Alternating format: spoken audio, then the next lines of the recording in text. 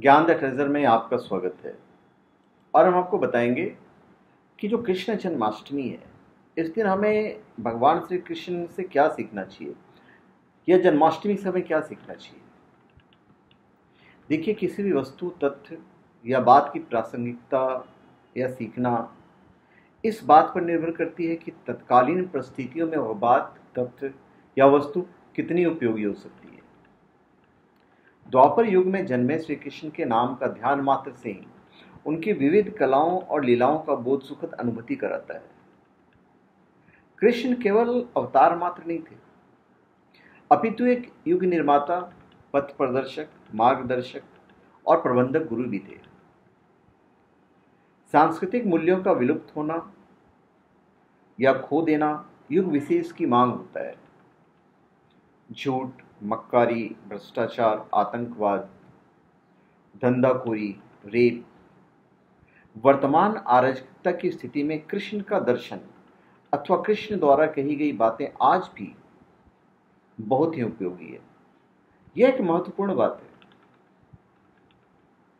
जीवन और मृत्यु के बीच संघर्ष को कम कैसे किया जाए, असंख्य तनावों के बावजूद जीवन को समरसता की स्थिति में कैसे लाया जाए, जीवन को जीने योग्य कैसे बनाया जाए, ये हमें सीखना चाहिए श्री कृष्ण से।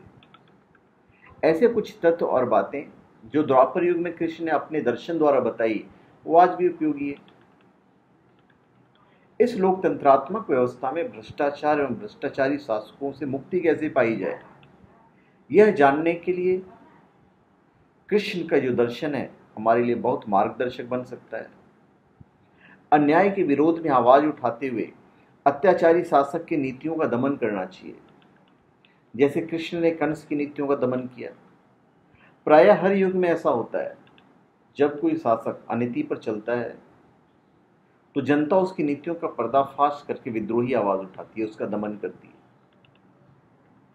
नव सृजन एवं नव कल्याण के प्रणेता कर्मयोग की शिक्षा देने के साथ कर्तव्य बोध एवं जिम्मेदारियों के निर्वहन की भी शिक्षा देती है। निष्काम कर्म, निष्काम कर्म करने की ये जो प्रेरणा श्री कृष्ण ने दी है, वह तनाव एवं कुंठा से मुक्ति दिला सकती है। आज युवा वर्ग कर्म के फल की इच्छा ज्यादा रखते हैं, तो महत्व उस इच्छा का स्थान ज्यादा रहता है, वही उसके क्रियाकलापों का केंद्र बिंदु है। यदि वह निष्काम भाव से कार्य करे तो युवा वर्ग अपराध बोध यादि कुत्सित वर्जनाओं से छुटकारा पा सकता है। अब सुदामा से कृष्ण की मैत्री से हम क्या सीखते हैं? अमीर और गरीब की खाई को पाटना।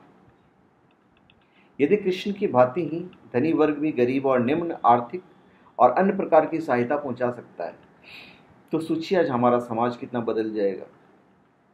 यदि द्वापर युगीन कृष्ण, सुदामा मैत्री भाव समाज आज के समाज में दिखाई देने लगे तो वर्ग भेद का अंतर ही समाप्त हो जाएगा।